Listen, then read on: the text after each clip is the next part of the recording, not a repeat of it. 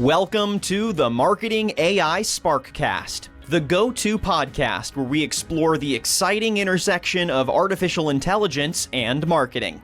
Our aim is to spark your curiosity and inspire you to infuse your marketing with AI. Join Aby Varma, a B2B marketing leader, as he navigates you through this dynamic and ever-evolving landscape where technology meets creativity.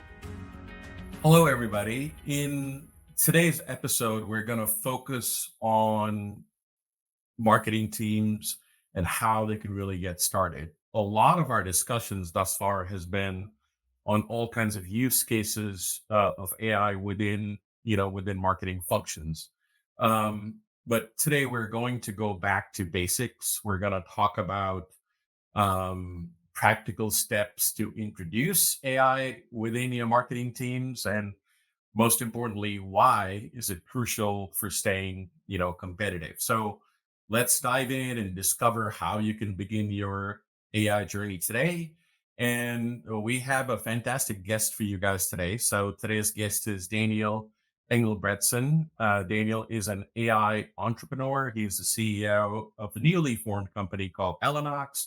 It's a firm that helps businesses and academia with delegating complex and routine tasks to AI engines. And Daniel is also an adjunct professor and teaches AI-related topics at Wake Forest University and the Elon University. And we will be getting into some of that stuff in this episode. So Daniel, welcome to the show. Absolutely. I'm really excited to be here. As you probably already know, I'm pretty passionate about this topic. So I'm really appreciative to have the opportunity to jump in with you, and I'm pumped to get this conversation started. Awesome. No, thank you very much for making time. So let's just dig in and let's start with your new venture, Elynox, and tell us a little bit about that on what you're doing and, what lessons you've learned. I know it's still early days, but would love to get a little bit of context of how you're helping people and what you learned thus far. Absolutely. As you kind of introduced me as an entrepreneur, I think that's the right way to put it. At the risk of sounding cheesy, I love to start businesses, and so Elynox is the one I started recently. But my background is really I came up through marketing. I got my undergraduate in marketing and economics, and I got my master's and MBA with a focus on analytics. So you can kind of see economics, analytics. I always had kind of that interest in the optimization side of kind of the study, and that's even back in high school taking Java, and I started out as a computer science major and kind of got into some of the machine learning in grad school. So always had kind of a technical interest. My first couple of jobs were very technical, but I found my way into demand generation, and I guess what we'll all often refer to today as go to market. And so through all of that work that I've done over the last several years, most notably building and scaling an ABM agency for about 4 years or so that I left last year, I learned a lot about the pros and the cons of digital transformation, change management, the whole story about sales and marketing getting long and whatnot, a lot about testing and optimization. And I learned that you're not always optimizing for what you think you're optimizing for in the dynamic. And so along comes generative AI, and I also learned through marketing that it really matters why you're engaging with someone and what you're saying and why you're saying that and the empathy that you have for that person. So you blend all that together, and that's how I arrived where I am today. I truly do care about the relationships that we build as humans and that dynamic, and like the helping each other out for the good of just helping each other out. So what does that mean in the world of AI and Elynox? That's where I really got started. I wanted to put my name on something that was about helping people help people in this new wave of technology that is generative AI, and kind of the boon that has been on the back of AI in the last couple of years. Very cool. Very cool. So, I mean, you and me have had several discussions, and I've seen this even in your LinkedIn profile where you have this mantra which you use, and you say, "Let's democratize AI one dream at a time." So it was when I read it, it made me pause and think about it, and I would love for you to sort of get into it and unpack what that means and how you are working towards it. Absolutely.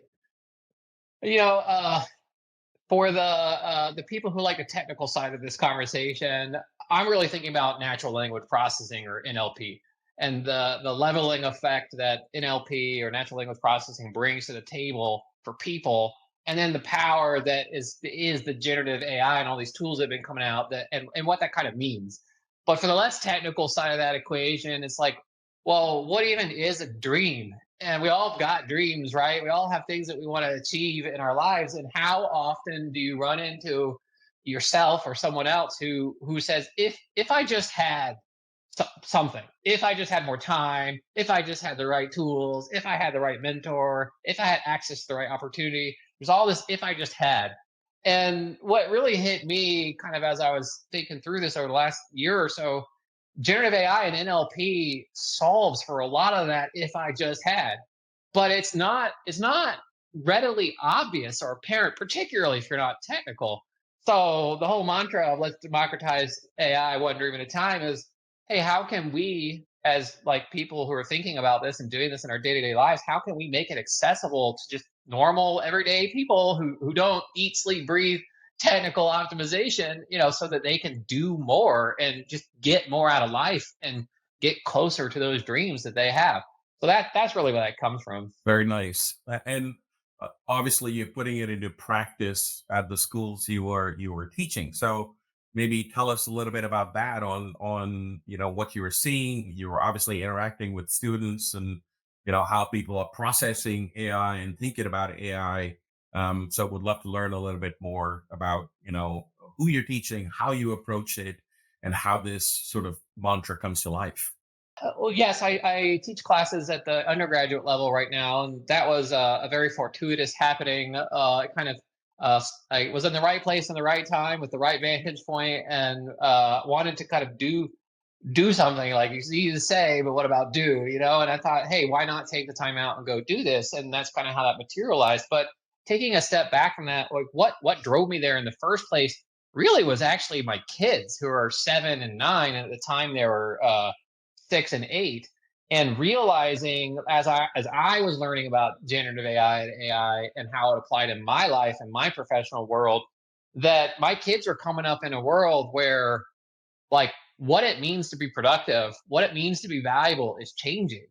And the education system, for all of the things that it does very well, nobody's going to tell you it moves quickly, and there's a lot of good reason for that, right? You don't want to jump to new things, but the speed, as we all know, the speed of AI adoption and Gen AI capabilities is just like lightning speed, right? And so I saw this as, man, how can we start, like, how can I do something to help catch this up, both for my kids, but then also for people. So one analogy to draw here is how many times, because I know this, we're talking a lot to marketers in this podcast and kind of GTM leaders. And, how many times have you heard, oh, I want to be AI first, or Gen AI first, or, something like that? And, let's apply that to learning. Like, there's a difference between being AI first and how you apply and learn, versus kind of bolting on the AI to the back end of that. And so I really wanted to take the challenge of, what would that even mean? Like, how would you even design learning objectives and curricula and an entire course around AI first, and for the same reasons why you do that in business, bolting on versus baking it in, so to speak. So that's a long-winded way of teeing it up. But what I wanted to do was design a course that took advantage of generative AI and NLP in how it actually runs, and how and what the students are actually doing. Where when you get done, you understand the way of thinking. Like, how do I change the way I'm thinking? How do I process information in the world of Gen AI, versus how do I just use Gen AI to do a thing that already exists, that's already done a certain way, and I'm just going to use AI to do it. So it's like thinking about it differently. So that's where it really started for me, was where do you even begin that AI first in education conversation? So that's really where I got started with the whole path, if you will. Very cool. I'm a big fan of the doing part, so absolutely, I hear you loud and clear. So obviously, I feel your students are lucky to have that guidance and that support from you in terms of sort of shining a light on this technology, where they can learn, how they can grow. But let's pivot and talk about the marketing audience a little bit. You know, marketers, this is all very new. And yes, it's sort of moving at breakneck speed. But in its early days, I often joke about it that, AI years are like dog years, like one Yeah. AI year is like seven normal marketing years. But Yeah. from an AI knowledge standpoint, it's sort of getting to a point where it is just becoming indispensable for marketing teams today.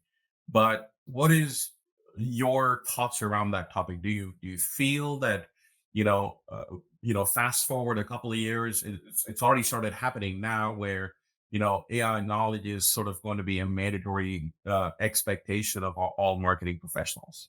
Yeah, well, knowledge workers in general, right? The World Trade Organization came out a couple of months back and said 40% of the world's workforce is going to have to be upskilled to handle this, right? But knowledge workers, in particularly and specifically marketing being one of those categories, is one of the big ones, right? And fortunately slash unfortunately for marketers, particularly if you've been at this for a few years, digital transformation and tech adoption is not new, right? The name of the game in marketing for the last 10, 15 years has very much been the tech and the application of the tech and the speed and the efficiency that brings you, alongside your fundamentals. So one reason why marketers are in a really good place for this is because marketers are used to the digital transformation. And the other piece is they're used to the change management and those conversations that have to happen internally. Good marketers have been tackling this for a long time. They've been having the tough conversations across the org. They've been negotiating with their IT partners to get the website redone. They've been figuring out like how do I get my objectives aligned with sales, so the people skills piece of it internally is as much of the battle as we all know from marketing as it is like what is this thing and how am I going to get value out of it, right? And the measuring and the kind of impact.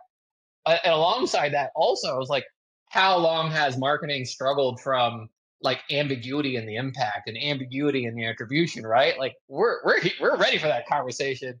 So in some ways, I want to start this with if you're in marketing and you're trying to tackle this, you already have a leg up because you've been dealing with this probably your whole marketing career in one shape or form. But so then I would continue to draw the parallels because it's easy to do here.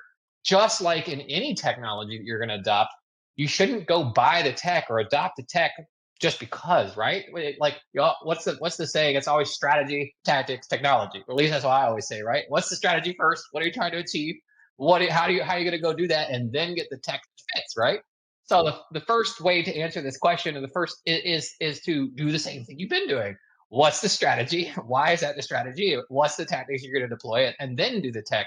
So that's where the conversation begins. And in this case, the tech is, you know, fairly broad in its application in terms of all the things that you can do. So that's kind of one piece of that. But before I keep going with that, let me pause there and see if you have any reaction to that or anything you want me to dig into. No, I think that's really well said because to me, I think it's almost like you said, the strategy, the use cases, and the technology and that sort of sequence. But I think we're almost getting to a point where marketers need to actually have a little bit of knowledge from an AI standpoint, right? Like in terms of really understanding and not the deep technical understanding of how these LLMs work and those sort of things, but more enough knowledge about AI in terms of what capability it may lend itself to. Going back to one of the original thoughts that if only I had dot dot dot. So combining that AI knowledge with that, in order to complete that sentence, if you will. So that to me Yeah. becomes a very essential part of the equation that for a lot of I speak to hundreds of marketers and a lot of them obviously are immersed and well versed with AI, but then there's a lot that don't even know where to start, which is sort of a good segue into my next question. So in the AI journey, there's sort of two buckets of people or two groups of people, marketers that I've come across. So, one group is marketers where they're familiar with AI and they're using Chat GPT and, Bard, now Gemini, or what have you, one of those sites for ideation and first drafts. And, and even within that group, there's sort of various shades of people. There's shades where Chat GPT is open in the browser window tab, and it's always there, and it's all the people are always using it, and the other people are just sort of just starting the journey there. That's one bucket of people who are sort of AI, AI knowledgeable and understand, are sort of following the updates. But then, there's the other bucket is where, there's marketing teams are very traditional. They all have day jobs. They've heard about AI. They may have poked around with ChatGPT one or two times, but haven't really done anything more significant than that. So for both of those groups, I would love your take, using your knowledge, especially, you're in the business of, part of you is in the business of educating people.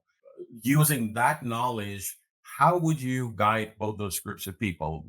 The first group, where they are ChatGPT savvy and are already sort of using it for ideation and first drafts, what Hmm. can they do to move along in the journey? And then in the second group, where they haven't really done anything, where do they get started? How do they begin immersing themselves to take that very first step within their AI journey?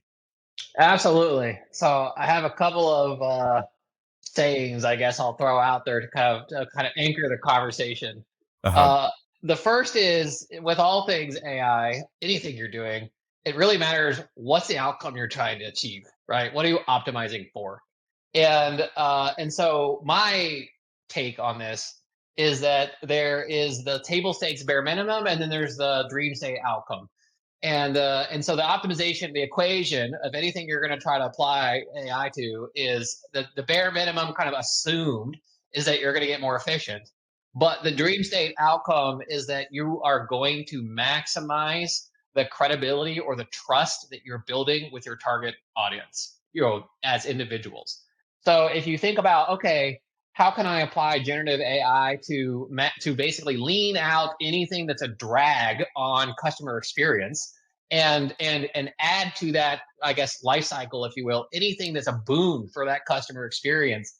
That's where you can start to look for impact points along the customer life cycle for where do I have gaps in the speed or the efficacy or the efficiency of those, to start looking for it. So setting that aside for a moment, the second framework I would give you is, if you're trying to apply generative AI to something you're doing, there are three things you should get out of it.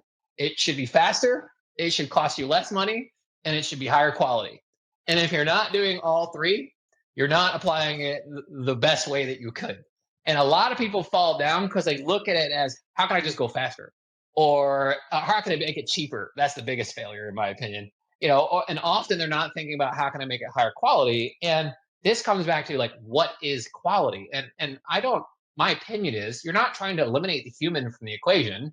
You're trying to give the human infinitely capable collaborator to kind of dump work on, so that you can spend your time on where you add the most value, right?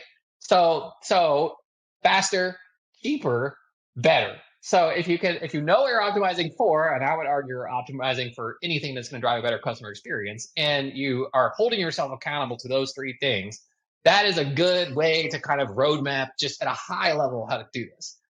The last thing I will throw at you is, particularly if you haven't started, is it's not always the what I tell people, particularly my students, is you have to start with something you know really well. And that might not be, it might not make sense in a professional context. It might make more sense in a personal context. So there might be a personal thing that you could do that you know really well versus a professional thing. So what does know really well mean? It means that if you were to sit down and say to somebody, I know a lot about this, and they said, I know a lot about that too, you would be able to tell if they actually knew a lot about that or not, based on what they're saying to you. That's kind of a rule of thumb. And so, in that context, and this is kind of last point I'll make on it, the challenge I would say is, put 100 minutes in to something and see if you can't get 100 minutes back, and try that until you get it. And then once you get it, move. My original challenge was, I want to save 100 minutes a month by using generative AI, and then I moved to 100 minutes a week, and then I moved to 100 minutes a day. And I started with stuff that was like simple stuff, like crunching calls and pulling out actions and stuff like that. Which now there's tools to help you do that. But whatever that might be. So those are a couple of ideas that I would throw at you of, like, how do I start getting my head around getting down this path.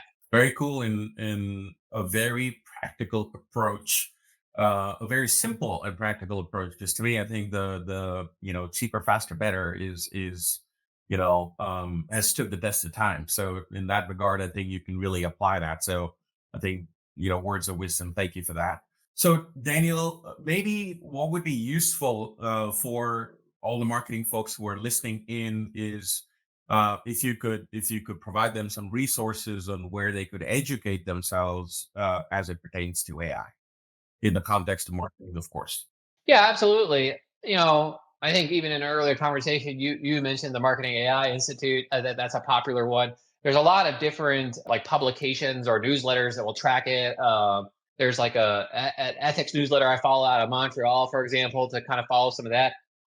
Honestly, I found that select, I guess, thought leaders are a great place, like kind of curating a set of thought leaders that you want to follow is a great place to start, because the speed at which this is changing, and I'll give you some specifics, but the speed at which this is changing is so fast that if you're following individuals who are passionate about it, they're kind of sharing as they're learning it. So a great example of this is Ethan Mullick at Wharton. He's a one example. There's another guy named Tim Sanders at Upwork that's just does really great stuff. And once you start kind of popping in and seeing some of these, you can get a sense for what I mean. They kind of have their own flavors on it, but often what you'll find is the actual research, right? And so, like, there's a great resource on GitHub called the OpenAI Cookbook, and so that's on GitHub, but you can get to it through ChatGPT as well, where they kind of aggregate papers and channels and YouTube stuff and things like that into one spot. And that's how I got into it. But even like this is kind of out of left field. Even like academic papers that get published out of like University of Tokyo on chain of thought prompting, stuff like that. So I would say that my favorite kind of consolidated place is the cookbook on GitHub, because it's so well curated. It's kind of like a Wikipedia of this type of thing. And then it just depends on how technical you want to get or what area you want to get into. Like Alan Ning's deep learning. I think it's a course, like a 1 hour course for GPT developers or whatever. Like that's a great one for prompt engineering. So it's all kind of aggregated in places like that. But I would say, as with all things, there's 1,000 directions you could take it, and it kind of depends on where your interests are. Are you thinking about the ethics? Are you thinking about the actual prompt engineering? Are you thinking about the strategic application? Are you thinking about like, I want to go build a GPT, and how that might go? But that's some of what that I personally found, versus some of the courses that are out there that I've witnessed. I won't name names. They are more approaching it like a bolt-on, and there's nothing wrong with a bolt on. I'm not faulting that. I'm just encouraging you to start with what does this mean to me? Like, why does this matter to me? And then go look at the bolt ons, because then you have more agency in does this bother me? Is this ethical to me? Is this how I would approach this? Before you go down the path of, somebody else's notion of like the right way to do this. Yeah.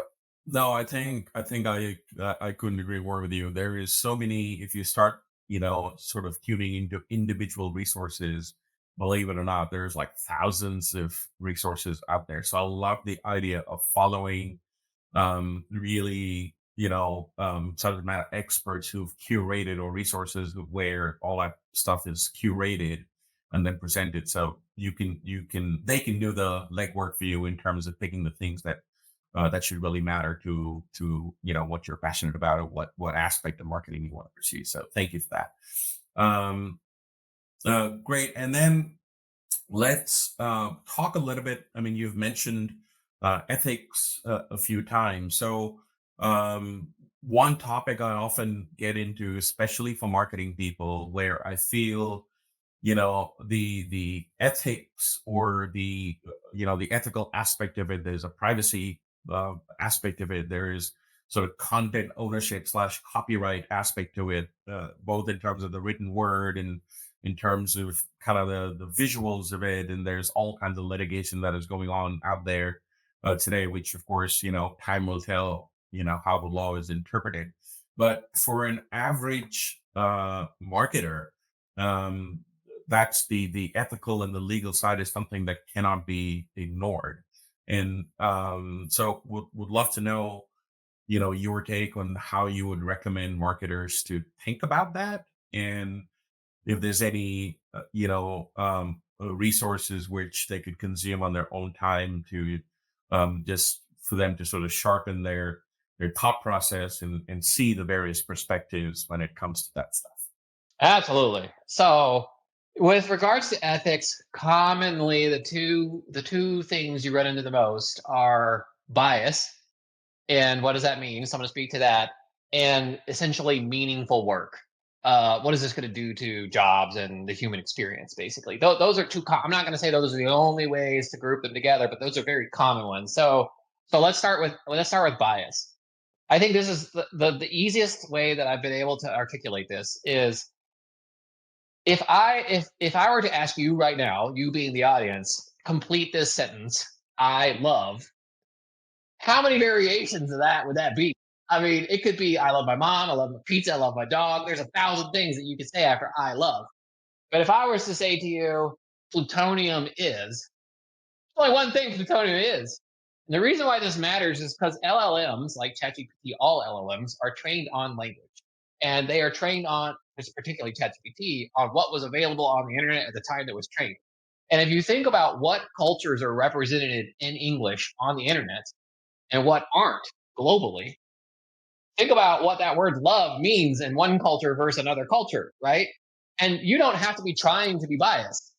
Even we could just look at like classical languages that aren't like some obscure language. You think about how many times you've seen the viral posts of like words that exist in this language that don't exist in English.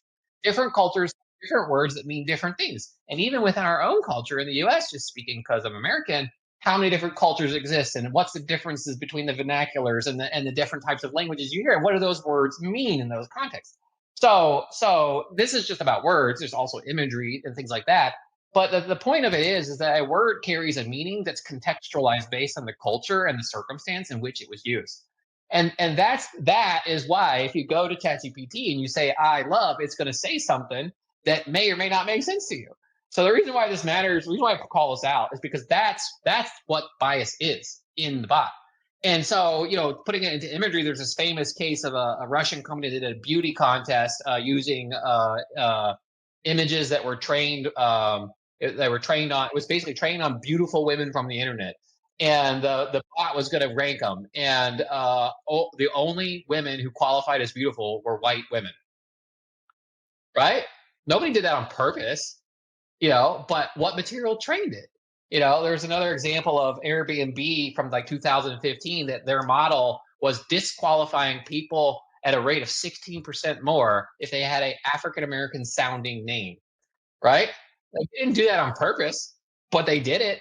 So you have to really understand, like, how does this bias even get into the models, right? And it's how they're even fundamentally working. So that's where you can't know that, right? And that's why you have to be diverse in your thought. You have to approach things collaboratively, and you have to be aware of how this stuff actually works. And one way to do that is to look at the case studies that are out there. There's great books on this. The Technology Fallacy has great case studies. There's an HBR review that has great case studies, like 10 case studies from Gen AI. So there's great case studies on this. Getting into the other half of the equation, aside from that, is the meaningful work and kind of the copyright stuff as well, and some of that. And a book I would point you at is called Hello World, but we don't have to go down that path. But it's a great book about the algorithms that exist in the world today and how they influence life and some of these things that come across, particularly from an ethics perspective. But what I would say is there, if you're a musician or an artist or a marketer and you went and cut and paste something from somewhere, you just cut and paste it. It doesn't matter if you got that from ChatGPT or anywhere. You stole that work, right? It's not your work, right? But if you are deciding what does good look like, what is best practice, what does the format look like, what information am I looking at when I'm doing this? What was the interview content that I threw in? If you're making those decisions and you're just letting the bot knit it together for you, bot didn't write that. You wrote it. You just use a better typewriter to do it.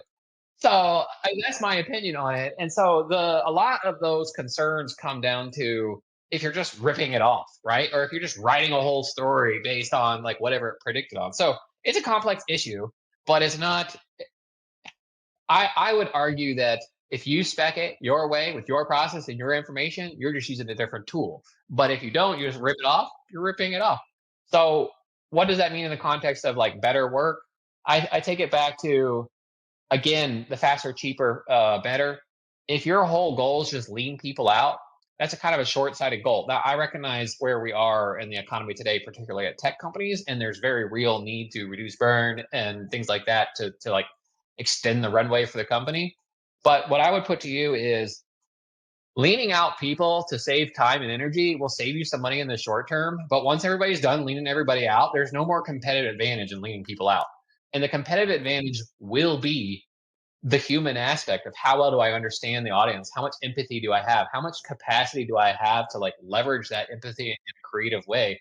And if you just got done firing all the people who know your audience and know your company, good luck getting them back. And you've lost a lot of competitive institutional knowledge that's going to matter in the world of generative AI that may not matter as much today. So I know it's a really long-winded answer, but that's kind of how I think about it. No, I think that's a very interesting perspective for sure. Now, the for marketers, there's, believe it or not, there I've still, on account of all the things you mentioned, right? The bias, the copyright, and things like that. Those sort of considerations, the ethical side of it. I'm still seeing voices within the marketing community where they're skeptical of AI and AI adoption, and the result of that, they're kind of waiting on the sideline. And how do you react to that, and what are your thoughts and advice for that, those sort of folks? I think it's important to take a step back. If you're the person who's waiting and you're waiting for whatever reason you're waiting, take a step back and really ask yourself, what is the human value add? Like, what is the human value add in what you're doing?